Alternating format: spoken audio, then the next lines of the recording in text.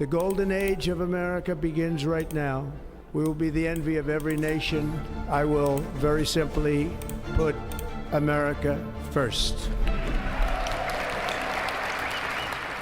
No empire lasts forever. The Dutch, the British, and even the Romans all eventually fell. And now it seems we have another to add to the list. For almost a century, the American empire has enjoyed total dominance on the world stage. Despite only having 4% of the world's population, they account for 20% of global income. And this one country alone makes up almost 40% of the global military budget. But recently, this has been changing. And fast. By 2028, China is set to overtake the US as the world's largest economy, and for decades it's been positioning itself at the centre of a new world order, waiting for its moment to pounce. Since 2010, they have invested well over $1 trillion in developing countries around the world, building strategic alliances for the future. Meanwhile, the American world order has never seemed more fragile. Government debt has continued to pile up, and interest repayments now make up a sixth of the annual budget, and decades of globalization are being unpicked right before our eyes. The trust America has spent generations building is slowly eroding, through tariffs, erratic policies, and a growing sense that the rules no longer apply. It has been warned that power tends to corrupt, and absolute power corrupts absolutely. This isn't just about one leader, it's about what happens when an empire starts to believe in its own invincibility, long after the foundations have started to crack. The question isn't just about Trump, it's about whether America has crossed a point of no return.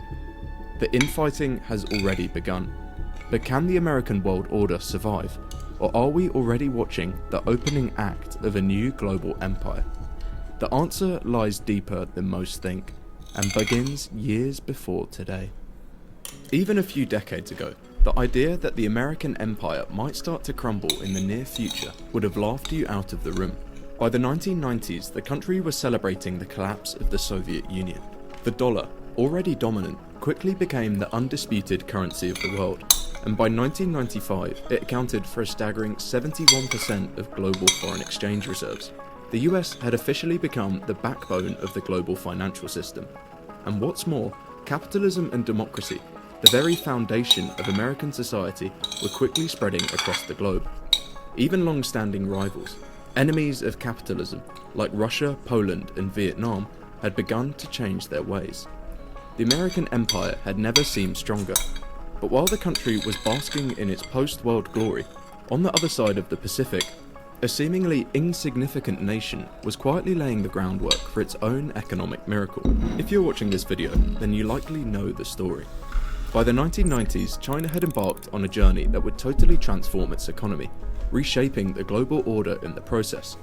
The Chinese economy would go on to grow by more than 9% per year, lifting millions out of poverty in the process. But far from being worried, Washington elites at the time saw this as a major win. Another communist power had changed its ways, realizing the virtues of market systems. When China joined the World Trade Organization in 2000, Bill Clinton didn't just see a trade deal, he saw a turning point in the country's future. By joining the WTO, China is not simply agreeing to import more of our products, it is agreeing to import one of democracy's most cherished values, economic freedom. The fact that China was still a one-party authoritarian state was brushed off as a temporary blip in an otherwise flawless capitalist success story. After all, as the country developed, they would inevitably adopt democracy, right?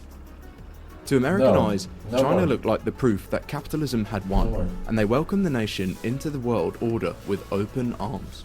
From 1995 to 2010, Chinese exports to the US increased from around $100 billion to over $1.5 trillion. But while Washington believed it had brought China into its system, they overlooked something deeper. Dripping water can penetrate stone. China wasn't being transformed. It was quietly, patiently transforming its position in the world. Economies typically undergo a transformation during development. In the early stages, they primarily produce agricultural goods, with most people living and working as subsistence farmers, and over time, populations shift toward urban areas, and employment transitions to industrial and manufacturing jobs. This is exactly what happened in China. From 1990 to 2020, Chinese manufacturing output grew from about $100 billion to almost $5 trillion, an increase of over 50 times. China had officially become the world's factory, and American consumers have been all too eager to accommodate. 97% of laptops and 78% of smartphones bought in the US are made in China, and China was producing more than just technology. 80% of all sporting goods in the US also come from China, and about 83% of toys. Far from being independent, America had secretly become completely reliant on China. To be clear, for the American consumer, on a surface level, this is no bad thing. They have access to far more cheaper products than ever before at lower prices. And as cheap Chinese products flowed into the country, American consumers spent more and more, filling their home with low-cost goods while quietly digging themselves into a financial hole. And while you might not be able to control where your phone was made, you can at least control who's watching you use it. That's where today's sponsor, CyberGhost VPN. Smooth. Lastly, Adorable Zebi, Bartholomew and ZV, thank you boys, welcome back. CyberGhost. Oh, that was the one and only link today. Super speedrun. Alright. Are we done so? That suits me well, because I already ate earlier today.